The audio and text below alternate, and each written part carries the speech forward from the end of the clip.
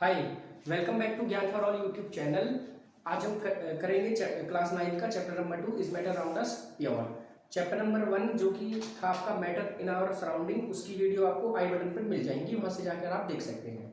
अगर आप हमारे यूट्यूब चैनल पर नए हैं तो सब्सक्राइब करिए और लाइक करिए वीडियोज़ को और शेयर करिए अपने फ्रेंड्स के साथ जो क्लास 9 की प्रिपरेशन कर रहे हो। तो चलिए शुरू करते हैं। Is matter around us pure. इस चैप्टर में हम पढ़ेंगे कि मैटर जो हमारे आसपास है वो क्या है, वो प्योर है या फिर इम्प्योर है। सबसे पहले मैं बता दूं मैटर होता क्या है। मैटर आपने चैप्टर 1 में पढ़ा था। क्या होता है मैटर? वो सब्सटेंस जिसका कोई ना कोई मास हो और वो स्पेस ऑक्यूपाई करे। ठीक है, मैटर वो सब्सटेंस है जो जिसका कोई ना कोई मास हो और स्पेस ऑक्यूपाई करे। तो हर वो सब्सटेंस जिसका जो मास ऑक्यूपाई करेगा और जो जिसका मास होगा और स्पेस ऑक्यूपाई करेगा वो मैटर होगा। ठीक है, अब हम देखेंगे कि ये प्योर है हमारे आसपास इम्प्योर है। ठीक है, तो प्योर सब्सटेंस क्या होते हैं?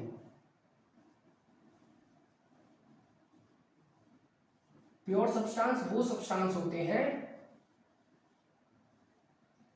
जो एक ही तरह के पार्टिकल से बने हों। ठीक है, जो एक ही तरह के पार्टिकल से बने हो वो होते हैं हमारे प्योर सब्सटेंस। जैसे कि आप नमक को देखते हो, ठीक है, सॉल्ट में जब आप देखते हो कि सॉल्ट के छोटे छोटे पार्टिकल्स होते हैं, तो सारे सॉल्ट के पार्टिकल्स हैं तो हम उसे प्योर कह सकते हैं। ऐसे ही जब आप शुगर को देखते हो तो शुगर में क्या है, सारे पार्टिकल्स जो होते हैं वो सारे शुगर के होते हैं, तो कह सकते हो कि वो प्योर सब्सटेंस है।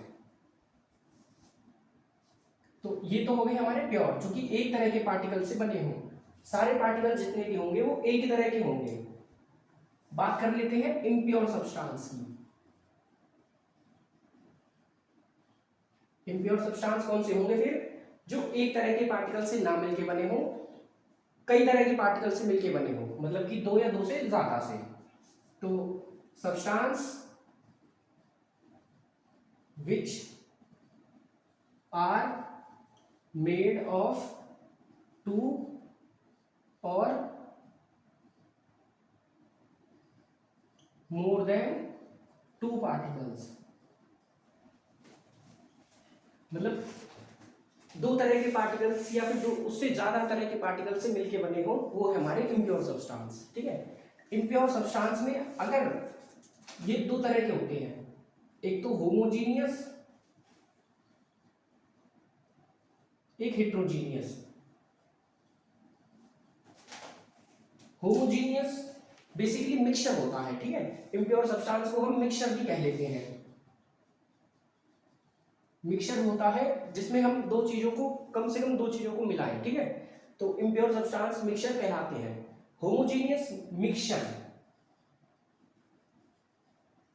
और हेट्रोजीनियस मिक्सचर। ठीक है, तो होमोजीनियस मिक्सचर क्या होता है? ऐसा मिक्सचर जिसमें दो सब्सटेंस को जब हम मिलाएं तो वो कंप्लीटली मिक्स हो जाए, हमें पता ना चले कि दो सब्सटेंस इसमें मिले हुए हैं। ठीक है, देखने से। तो mixture in which two substances get completely mixed, जिसमें क्या है, कंप्लीटली मिक्स्ड हो जाए दो सब्सटेंस, वो होता है हमारा होमोजीनियस मिक्सचर। हेट्रोजीनियस मिक्सचर क्या होगा? Mixture in which two substance do not get completely mixed, मतलब कि दो सब्सटेंस कंप्लीटली मिक्स्ड ना हो एक दूसरे में, तो वो क्या होगा हमारा हेट्रोजीनियस मिक्सचर। एग्जांपल दे रहा हूं, एग्जांपल से आपको और क्लियर हो जाएगा। इसका एग्जांपल क्या होगा होमोजीनियस मिक्सचर का? सॉल्ट जो कि प्योर सब्सटेंस है, उसको अगर वाटर के अंदर मिला दिया जाए तो वो कैसा मिक्सचर होगा? Homogeneous mixture.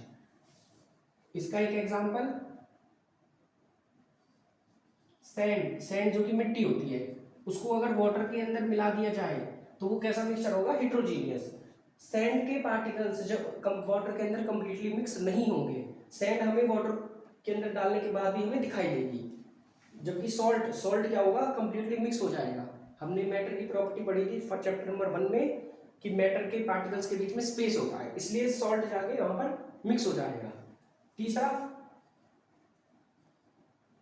तीसरा क्या है, तीसरा डिफरेंस बिटवीन जो होमोजेनियस में सब्सटेंस मिक्स्ड है उनको सेपरेट करने के लिए हमें क्या है, केमिकल मेथड का इस्तेमाल करना पड़ेगा। ठीक है, कंपोनेंट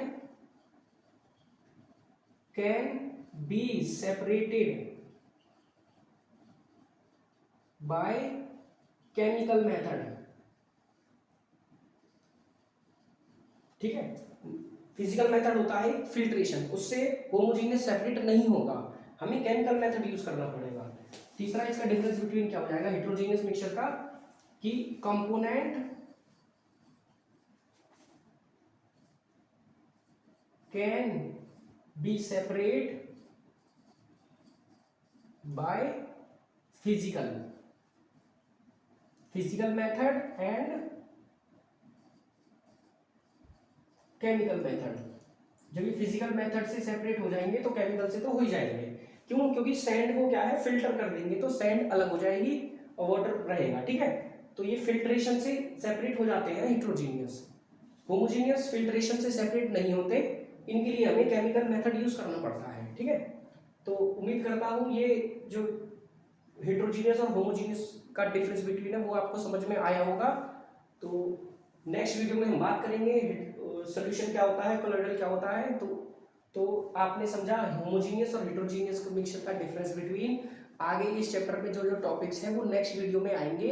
तो थैंक यू फॉर वॉचिंग, देखते रहिए ज्ञान फॉरवर्ड यूट्यूब चैनल।